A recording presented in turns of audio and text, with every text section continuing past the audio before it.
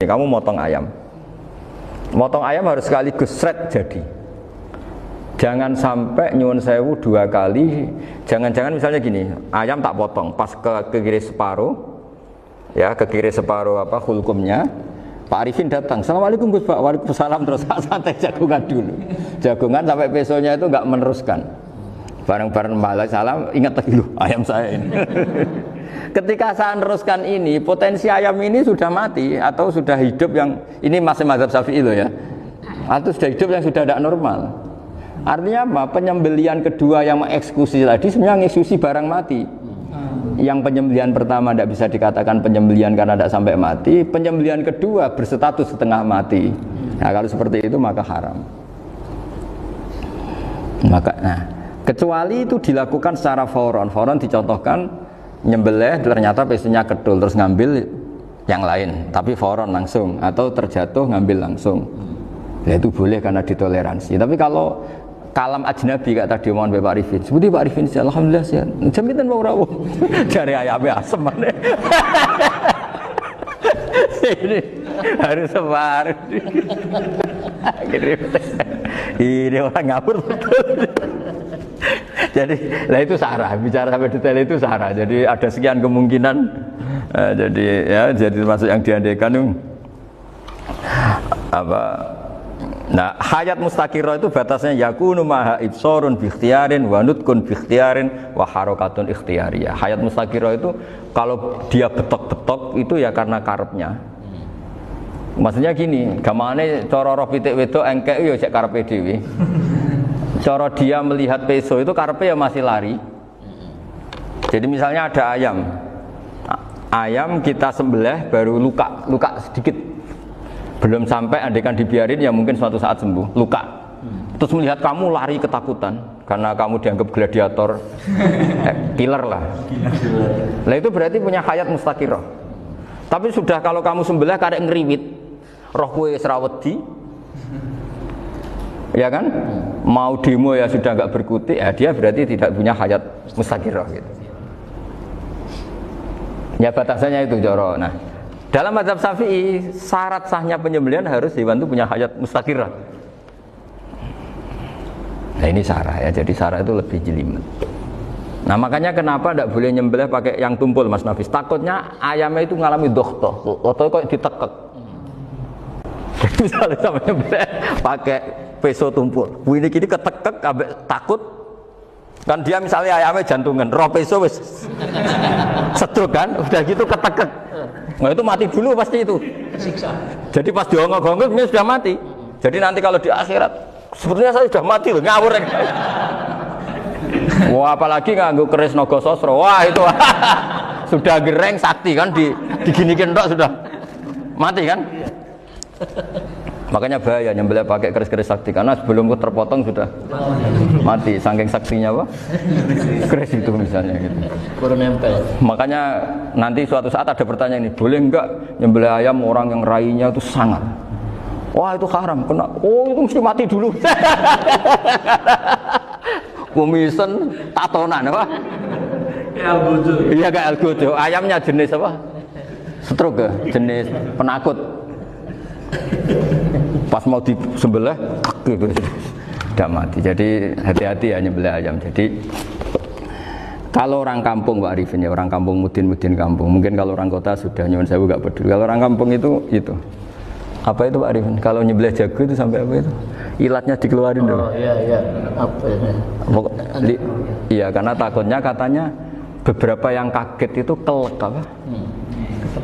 Ketelan. Iya ketelan ya. Ya itu ya ada kearifan gitu, tapi ya terlalu ya menyiksa ayam. Tapi memang potensi katanya Pak Arif. Katanya yang ahli-ahli itu ya. Jadi kalau dia jago ya mau disembelih, saking takutnya itu. Kalau orang Jawa kalau takut kan yang ngelek idu ya. Itu orang Jawa loh ya. Itu kalau orang takut kan kadang apa kayak. Nah ayam itu nak ketakut. Kadang ininya terus apa? Lidahnya masuk. Akhirnya pas disembelih ini nggak kena. Nah, makanya terus banyak mudin yang punya ikhtiar tadi. Pernah lihat Bapak yang ayam jago itu? Ilatnya dikeluarin. Ya, itu ya tidak wajib, cuma tidak bisa kita salahkan. Tapi kata penyembelih yang lain tak tanya, eksekutor yang lain, poe rodok dipenek Gus. Iku wis ra iso. Saya belum pernah nyembelih ayam karena ini kan selain nggak profesi saya juga nggak mentolonan saya. Tapi ini beberapa kefiah yang penting kita tahu ilmunya. Yang paling pokok itu qatul khulqum wal mari. Ya kira-kira dalan sing dienggo nafas sama dienggo makanan tadi. Ya tapi itu tadi caranya semua itu harus mengalami atau masih punya hayatun mustaqirah. Nah, takutnya dalam konteks nyembelih yang apa tadi? Saya bilang separuh tadi. Itu jamnya normal enggak? Itu sudah jam 11 ini? Jam 10. Jam tadi. Oh, jam mati almarhum itu. Itu enggak halal disembelih itu sudah maitah ya. 13:10 14 kan. Iya. Ya makanya saya bingung ya jam.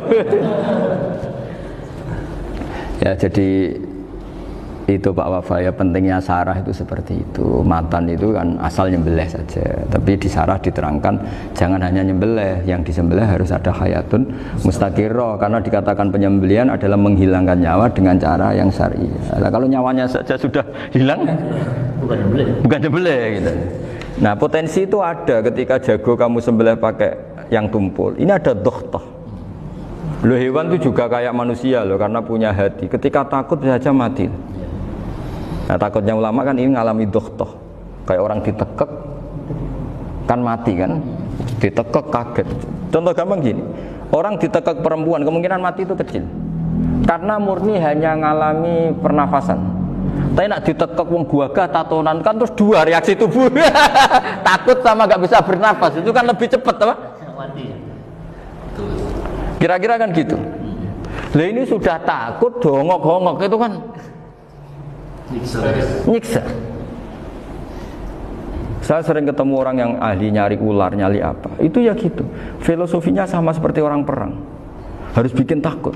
Iku kewan Gus nak disewentak, iku telelekan, jare telelekan iku apa Pak Anda bicara bahasa Batawi itu. Orang kaget terus terpaku itu. Teorinya Khalid bin Walid kan gitu. Kalau perang supaya musuh takut. Kamu tahu kami siapa? Gertak gitu ya. Ayat ji'na biqaumin yuhibbunal mauta kama tuhibbunal hayat. Kita ini bawa pasukan yang mereka mencintai mati kayak kalian mencintai hidup. Pasukan kami ini wah darwis, berani modar ya wis gitu, kira-kira gitu kalau bahasa Jawa itu. Gertak mati. Berani mati. Akhirnya musuhnya kan nah, di antara syaratnya perang kan gitu, harus bikin musuh itu takut, gemeter. Nah telelekan itu gampang gitu. Telelekan itu pokoknya tadi loh Pak Arifin, kepaku tadi. Nah, enggak berkutik. Paham ya? Nah, jangan-jangan ayam yang kita sembelih mau wis wedi dongok-dongok mati duluan gitu. Nah, makanya terus kata musannaf kalau bisa itu wa yakunu madzukira bidafatin wahidah. Kalau itu usahakan sekali jadi. Tapi itu bukan berarti syarat sahnya harus sekali jadi. Kira-kira karena tadi gak kebayang kan kalau baru separuh tak Assalamualaikum Gus Pak, waalaikumsalam Pak Arifin, sebudi kabarnya. Baru itu terus ingat, diteruskan lagi, kemungkinan ini sudah mati apa? Nah makanya ya tapi lagi-lagi ini sarah ya, tak baca Bismillahirrahmanirrahim wa yakunu qad umadzukira daf'atan wahidatan la fi daf'ataini fa innahu yahrumul masbuh hina idin. Kalau dua kali, tapi dua kali maksudnya yang satu kali ini mengakibatkan kematian, dikatakan penyembelihan belum sempurna, dikatakan hidup toh nanti pasti mati, berarti tidak mengalami hayatun mustaqirah. Paham ya? Jadi ini semoga dapat barokah dari para ulama. Jadi saya mohon nanti Pak Wafa, Pak Muntaha, teman-teman jangan hanya baca matan ya, pada level alim itu harus baca syarah, karena matan itu nyuwun sewu tidak cukup untuk menjawab sekian kemungkinan. Nah syarah itu sono fardul masalah ya Pak Arifin ya, mengandaikan masalah meskipun belum terjadi ya pengandaian, sehingga nanti kalau terjadi kalau militer itu apa? A, B ya? Alternatif gimana? Kalau strategi itu kan ada sekian A, B, C. Kalau A gagal B sudah siap, oh militer. Jadi kalau masuk surga pintu satu gak bisa itu kedua lewat teras Gus. Ini sembrono. Pergi Al-Fatihah. Bismillahirrahmanirrahim. Alhamdulillahirabbil alamin. Shiratal mustaqim shiratal ladzina an'amta 'alaihim ghairil maghdubi 'alaihim waladdallin. Pun guys,